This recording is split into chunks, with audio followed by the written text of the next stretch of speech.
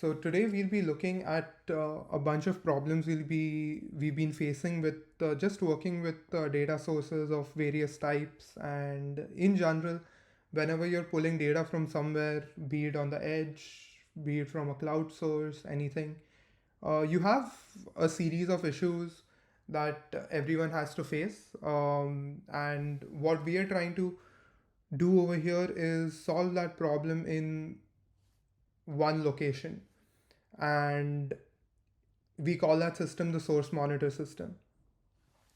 So the source monitor system is essentially just a very cool tool to monitor multiple data sources, and it is used to give you different properties related to that data source.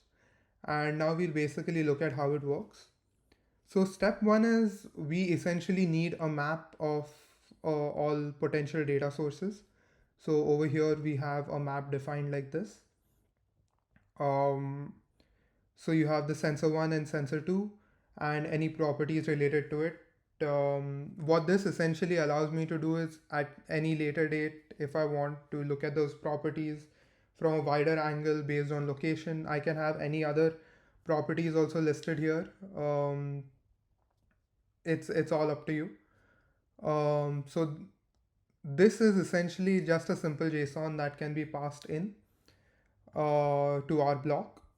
And so to see how that essentially works is now we've uh, passed this block in, and all this information related to the sensors is now available to the other blocks, the nodes and the subflows. And so now we actually look at the two critical parts of the source monitor, that is the endpoint and the operational info. So what is the endpoint? The endpoint is essentially to be connected at any point where your data source is producing data.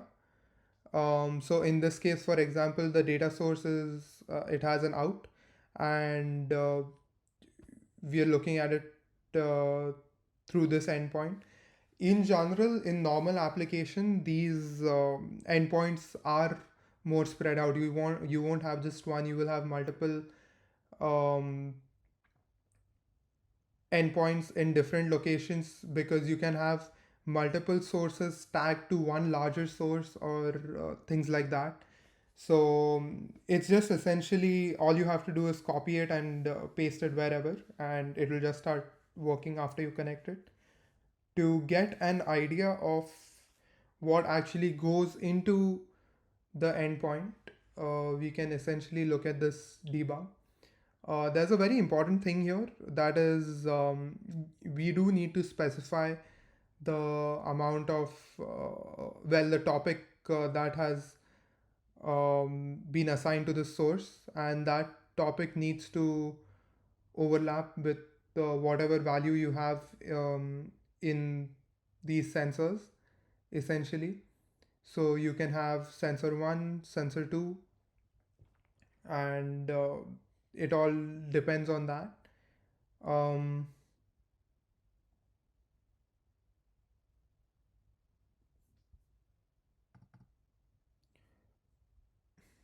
so over here we actually see the topic. Um, so this is the only thing that needs to be set. Now, when you actually look at the operational info, these values come out like this essentially.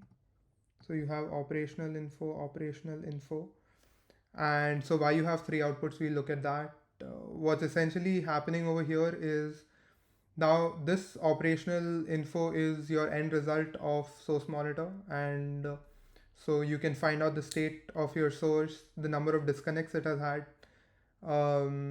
There can be a rule that can be set for a disconnect, um, the amount of data it has consumed. So the reason why this is consumed over here, this it's looked at from a cellular perspective.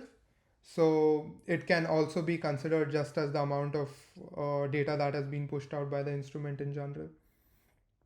And so the most recent timestamp was the last time it was seen. Now the other two outputs are essentially just to make sure that this data can go into influx very easily. You can add multiple properties here. And yeah, so this is our entire source monitor system. It's substantially easy to use. Uh, in case you're interested in using it, please let us know.